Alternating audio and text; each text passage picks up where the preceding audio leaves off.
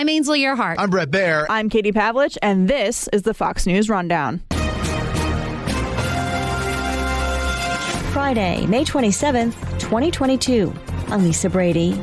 They're not invisible wounds of war anymore. And today, you'll meet the warrior couple helping veterans take that first step toward healing. And that's really critical, is people like Tom stepping up and saying, hey, war affected me, but I can get to the other side of it. And the more people that share that, the less people feel alone in it. And it's critical.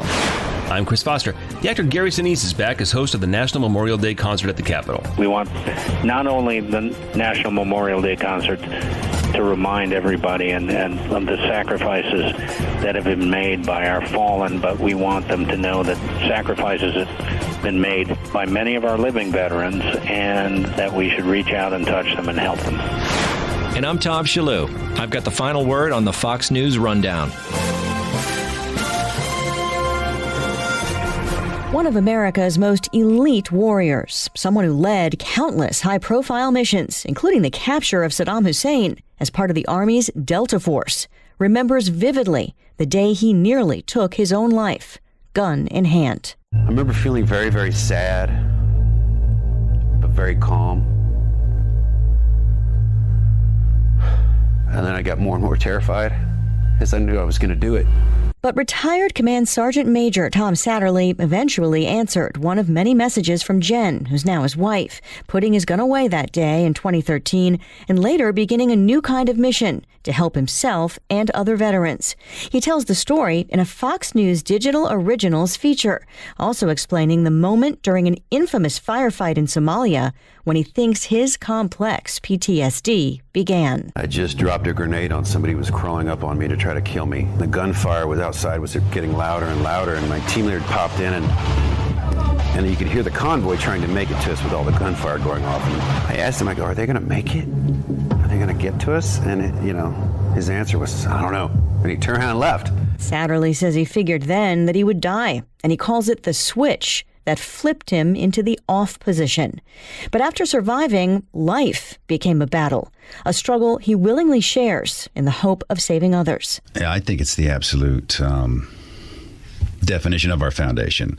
I didn't study it. I lived it. I fought through it, and it wasn't easy. Tom and Jen together created the All Secure Foundation. It was multiple modalities of healing that took multiple years. That is ongoing to this day. Mm-hmm. So we actually do it, we film it, we push it out, and people see that it's not so scary, and then they reach out and ask us about it, and then they go do that modality of healing. So yeah, it was kind of imperative to our mission.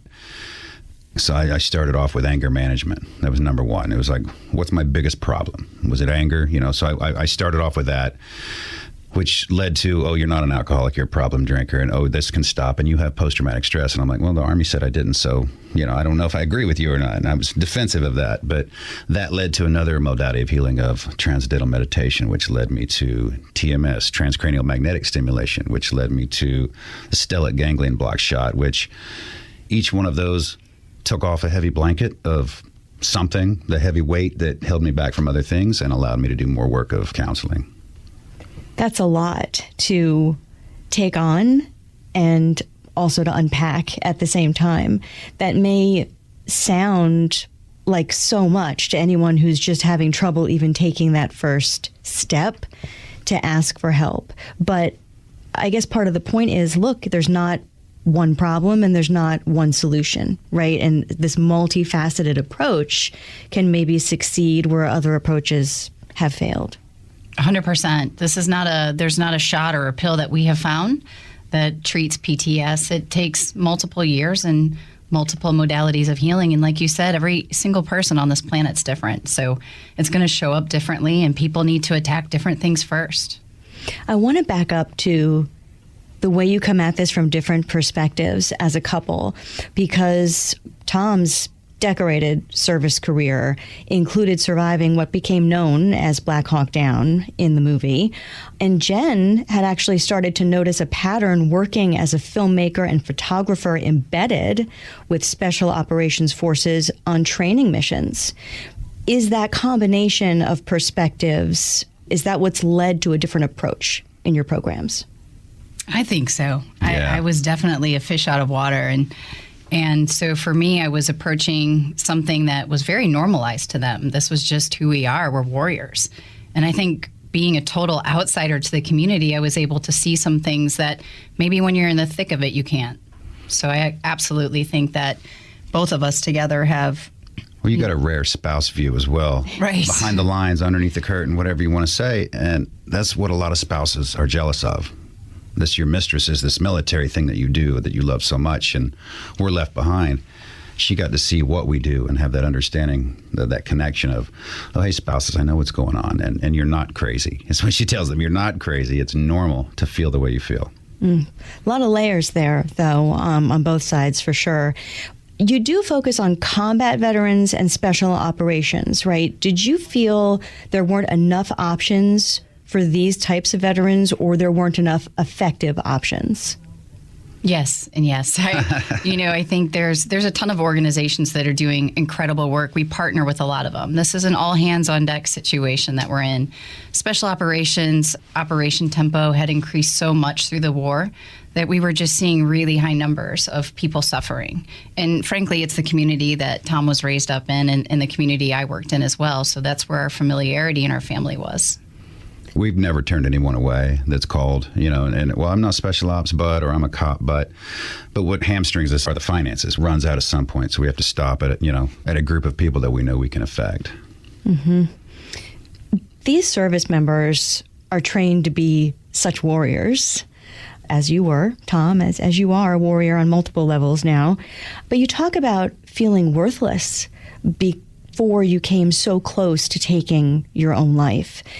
Is that feeling one of the common denominators for veterans who need help? I've found that to be true, is the loss of hope, the loss of a tribe, a combined driven goal in one direction, and they get out and they don't understand the looser environment of the civilian world, so we hate what we don't understand, or we fear it, so we say we hate it. But yeah, worthiness and unworthiness is probably what we hear most. And for a community that's so tough and so strong, you would think it's quite the opposite. It was surprising to me when I, started working alongside special operations, just this really intense drive for perfectionism. I think that feeling of not being loved or worthy comes from not loving ourselves or feeling worthy when we're not doing that thing we were trained to do. So it's just kind of a single-minded, lost thought process that needs to be opened up and expanded, that there's more out there to do. One of the things All Secure Foundation does, I know, is work with the family. And something I'd never heard before, turning post-traumatic stress into post-traumatic growth, which sounds very liberating, but also daunting. Yeah, it is. You grow through adversity. You truly do. And those that are brave enough to face this injury, because it's an injury, you can see it. It's no longer the invisible wounds of war. We know you can heal from it. There is a side to the other side of this, and you could get there, but it is a task. And it's not always easy, but it's worth it. I think a good way to look at it is time will pass regardless. And if you do nothing, your post-traumatic stress will get worse. So you can do something during that time. You're going to get to the other side of it. How do you want to feel on this side of it? And is that ultimate goal that post-traumatic growth? That's sort of the end game? It is. It is the acceptance of my past is my past. It's in the rearview mirror, which is a lot smaller than the windshield of the car, so I need to look out the bigger windshield and in the direction I'm going. If you live in the past too long, that's just kind of where you die and stay.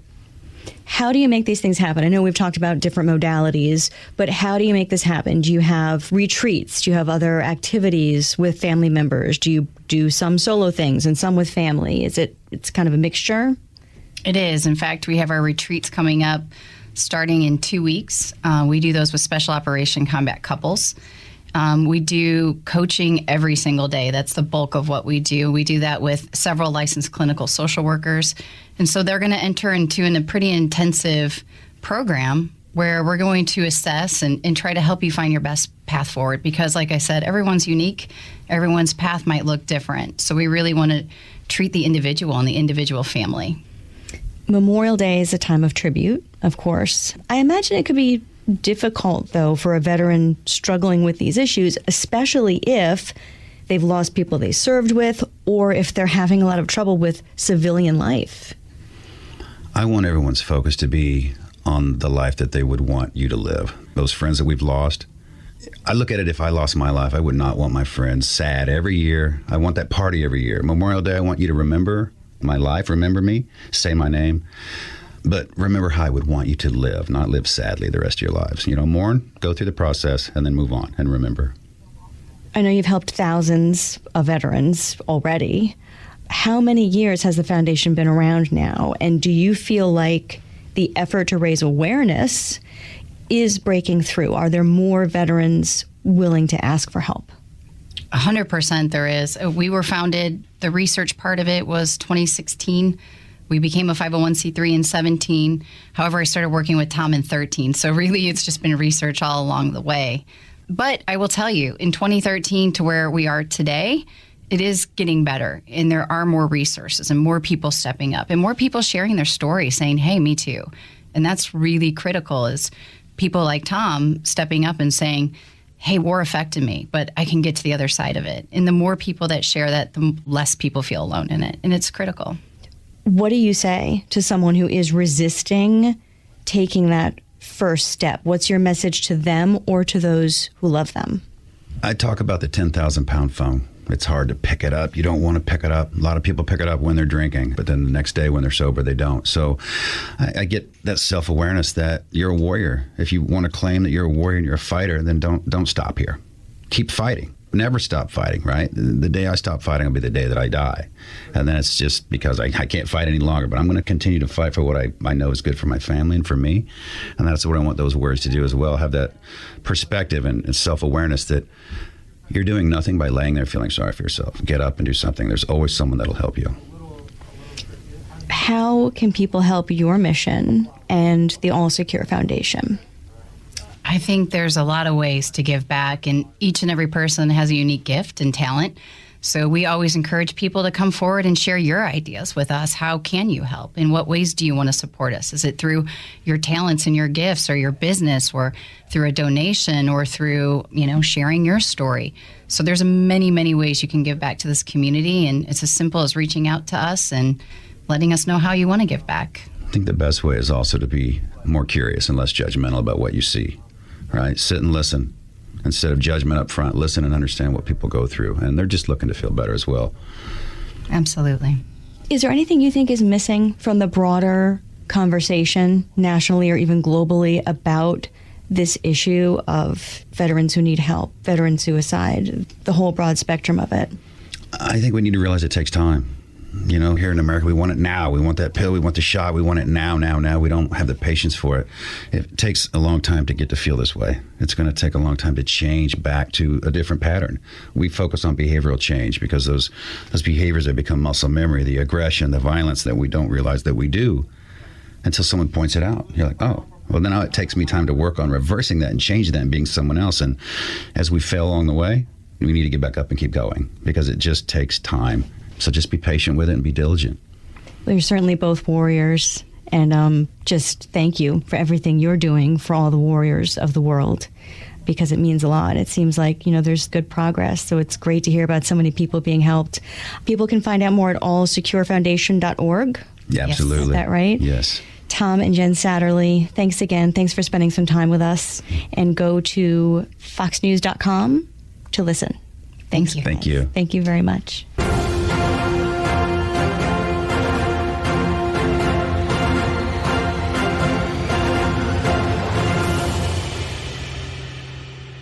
This is Tom Shalhoub with your Fox News commentary. Coming up. Gary Sinise has been in and directed dozens of movies, TV shows, and plays. He's won an Emmy, a Tony, a Golden Globe, and Screen Actors Guild Awards, and was nominated for an Oscar for his role as Lieutenant Dan Taylor in Forrest Gump with Tom Hanks. I told you if you were ever a shrimp boat captain that I'd be your first mate. Well, here I am. I am a man of my word. Okay. Yeah, but don't you be thinking that I'm going to be calling you sir. That's from Paramount Pictures in 1994. His work with veterans through the Gary Sinise Foundation has earned him more awards than the acting, and a lot of gratitude. Since 2006, he's been co-host of the National Memorial Day concert in Washington. There are going to be, some changes because we're coming out of this pandemic. No big crowd still, but after 2 years of being recorded, it's a live show from the Capitol, airing on PBS and streaming on YouTube Sunday night, May 29th at 8 p.m. Eastern. We're very excited to be back on the stage in front of the Capitol, as we always were. Got a great lineup of performers again this year. Great segments. I think it'll be a dynamite show, as it always is. The Capitol Concerts people really do just a superb job in putting it together, and Joe and I are very excited to be back, of course. Yeah, on the west lawn of the Capitol, usually you get 500,000 people, but I guess the big crowds, they're just not ready for that yet. One thing the concert has this year is a tribute to General Colin Powell. He died in October. He was a friend of the concert. He spoke a few times there. I assume you knew him at least a little bit. No, he was part of the concert going back to the beginning. I mean, Colin never missed a show. I mean, I don't think he ever missed a show from going back to the beginning, and it was always wonderful to see him. He's just a genuinely wonderful person, great leader, obviously, and very well spoken. I mean, he would not even rehearse. He'd just come out there and do his thing. And he was always really, really good at communicating what he wanted to say, and we're going to miss him. We're doing of course, we're doing a wonderful segment to honor him, and he's always been such a big part of the show. It'll be different not having him there. Yeah. I'm glad they're doing this special tribute to him. Yeah, the actor Dennis Haysbert, the great actor Dennis Haysbert, is going to handle that tribute. There's also a tribute this year to everybody who died or served in Southeast Asia during the Vietnam War. It struck me today, the very youngest of those veterans turned 65 this year. I mean, talk about the community there. Is it still strong? Yes, I think so very much. I mean, one thing, I do a lot of events throughout the year with my foundation, and so many over the years. So many of our events are the Patriot Guard riders are always there, and so many of them are Vietnam veterans who have dedicated their lives now to ensuring that our returning Iraq and Afghanistan veterans get the support they need, because they didn't receive that when they came home.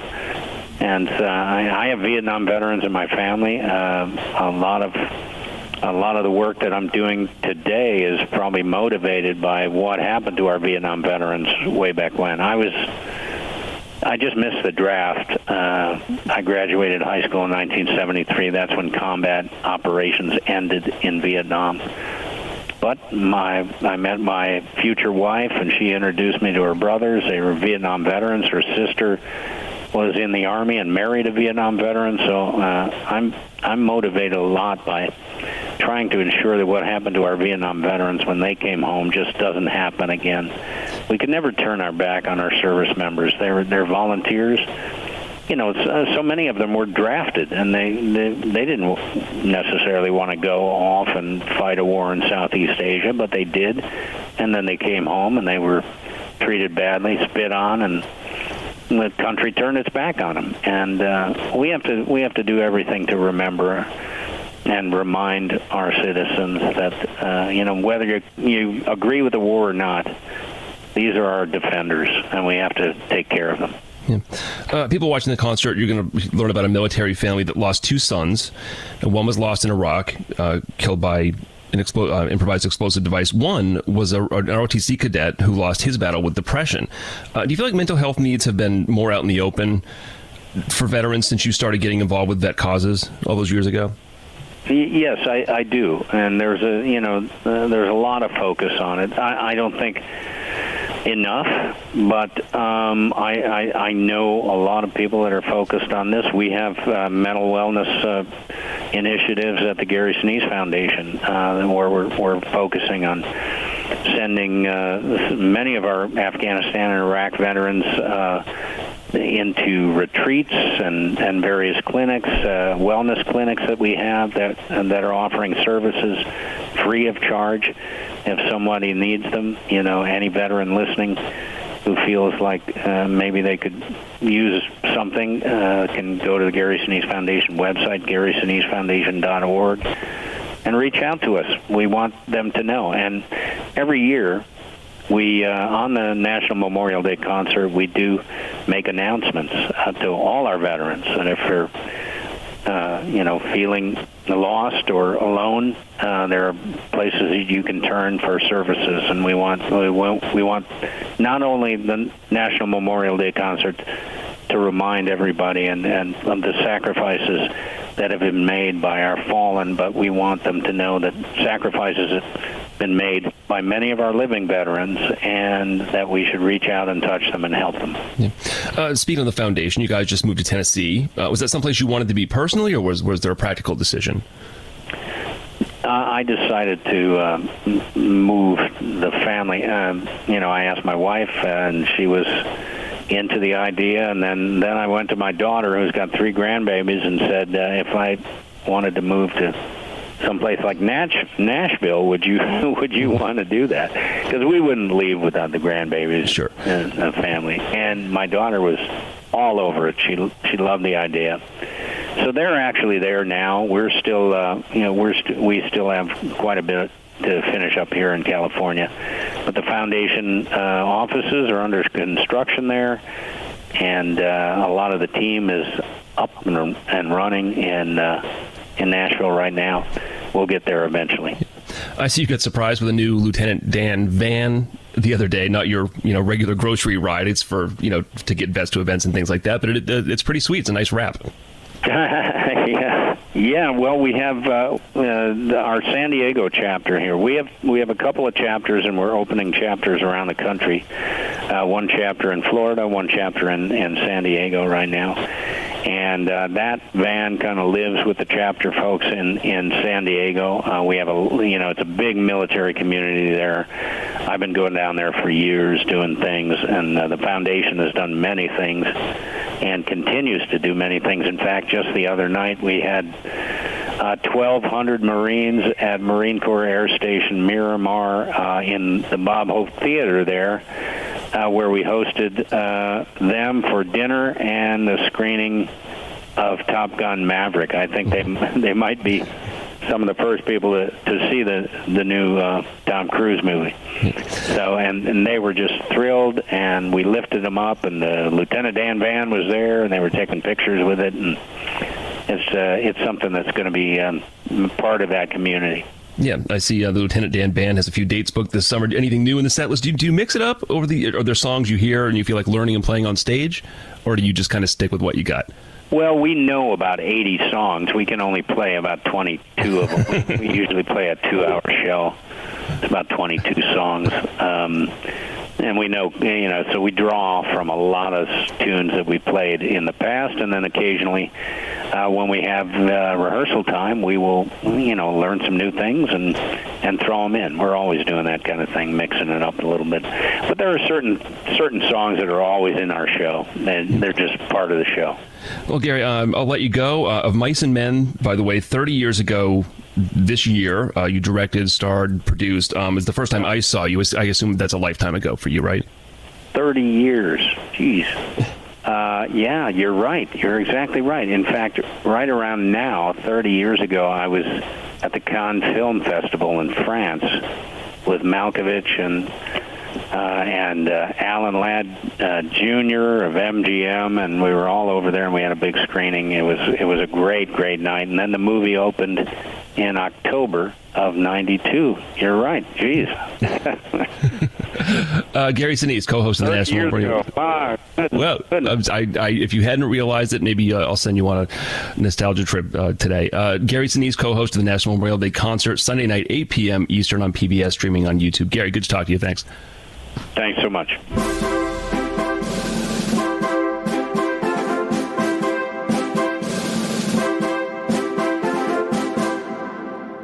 Fox News Radio on demand on the Fox News app. Download the app and just click listen. When you swipe left, you can listen to your favorite Fox News talk shows live. Swipe right for the latest Fox News Radio newscasts on demand. Fox News Radio on the Fox News app. Download it today. Rate and review the Fox News Rundown on Apple Podcasts or wherever you listen. And now, some good news with Tanya J. Powers. It's that time of year when students don their caps and gowns and march across stages across the U.S., picking up their diplomas and posing for photos. Proud friends and family members gather to watch this process play out in crowded gymnasiums, auditoriums, football fields, and arenas, cheering loudly for their graduate despite the pleas to hold applause to the end. I recently sat in one of those crowds, and I was quite intrigued by the decorations some of the grads had adorned their mortarboard hats with. You know, the square graduation hat with a tassel.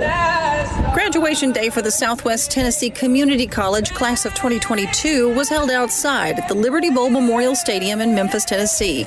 And from the stands, you could see hats with feathers, some with bright colors, flowers, you name it. So when the last degree had been awarded, I set out to talk to those grads with the creative hats. Can you describe what's on your hat for me? It's like feathers and diamonds on it. Feathers and diamonds. Because it matches my dress. I became an RN, so it has RN on it. And then I work for IMCU with pediatrics. So I put what specialty I'm working on. PTK for honors. So it's an International Honor Society. It says, I gotta take it off to see. I know it says be kind and be humble. Okay, it says she turned her cans into can and her dreams into plans. Why did you pick this saying? Because I've been struggling throughout the whole, school semester, and I just feel like I had turned everything around by just going to school. And you did it. Yes, I did. So I'm a forensic biotechnician, so I have a closed case, and then there's caution tape. Nevertheless, you persisted. And why did you pick this saying? Because it was a long and circuitous journey to this moment. How many years has it taken you? I started at State Technical Institute at Memphis in 1990. You did it. Tanya J. Powers, Fox News.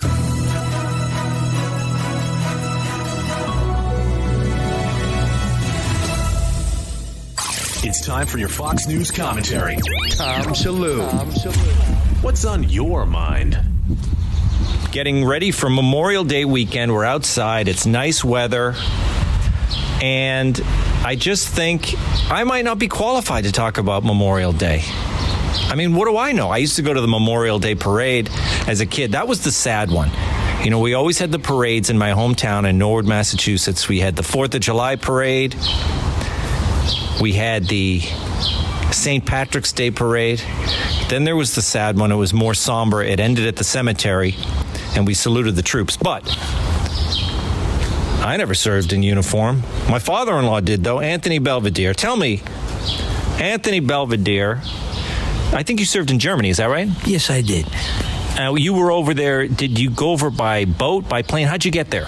We went over by boat, 10 days, crossed the North Atlantic, ended up in Bremerhaven, Germany, and I served 19 months in Germany. And I was an Army medic. Listen, I just poured him a beer. Anthony Belvedere, thank you for your service. Thank you very much. Thank you. No, thank you. No, thank you. I'm Tom Shalhoub. You've been listening to the Fox News Rundown. Stay up to date by subscribing to this podcast at foxnewspodcasts.com. And for up-to-the-minute news, go to foxnews.com. Jason in the House, the Jason Chaffetz podcast. Dive deeper than the headlines and the party lines as I take on American life, politics, and entertainment. Subscribe now on foxnewspodcasts.com or wherever you download podcasts. Love Fox News? Click the subscribe button to get more of the news and opinion you trust. And click the Fox News Rundown playlist for the latest episodes.